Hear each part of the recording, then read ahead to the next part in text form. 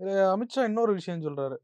முதலமைச்சர் வேட்பாளர் அதிமுகவை சார்ந்த ஒருவராக இருப்பார் அப்படின்னு. ஏன் எடப்பாடி பழனிசாமின்னு சொல்ல மாட்டாரா? எடப்பாடி பழனிசாமி தான் அதிமுக 20% வாக்குக்கும் சொந்தக்காரர். ம். அத நான் மறுத்து பேச மாட்டேன். நியாயமா தான் பேசுவேன்.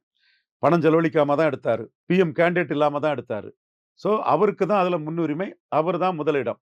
ஆனா அவருக்கு எதிர்ப்பு இருக்குங்கிறது இன்னைக்கு இமெயில்ல அண்ணாமலை ஆதரவாளர்கள் பிஎம்ஓவுக்கும், ஹோம் மினிஸ்ட்ரிக்கும், ம். நட்டாவுக்கும், சந்தோஷுக்கும் அப்படி இமெயிலா குவியுது. என் கருத்த தான் எல்லாரும் எடுத்து இமெயிலா போடுறாங்க.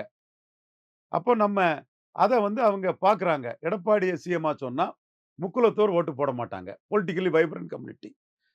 ரொம்ப ஒரு அரசியல் ஆர்வம் உள்ள ஒரு கம்யூனிட்டி. அன்று முதல் இன்று வரை பொலிட்டிக்கல் வைப்ரன்சில முக்குலத்தோர், கள்ளர், மறவர், அகமுடையார் கம்யூனிட்டி தான் டாப்.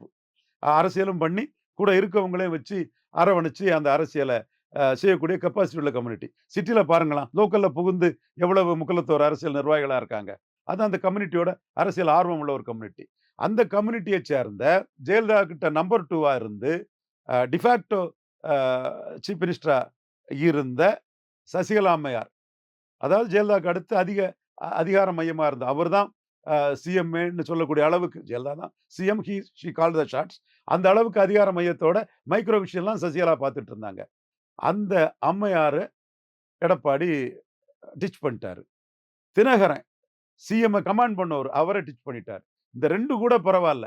இவங்க 2 வரையும் டிச் பண்ணிட்டு வாலாட்டும், கேடயமாட்டும் இரட்டை தலைமைன்னு ஒரு நம்பிக்கை குடுத்து இருந்த ஓபிஎஸ்ஸ வந்து ஜாதி கடந்து மற்ற ஜாதியினரும் ஓபிஎஸ்ஸ ஏத்துக்கிட்டாங்க. உண்ம.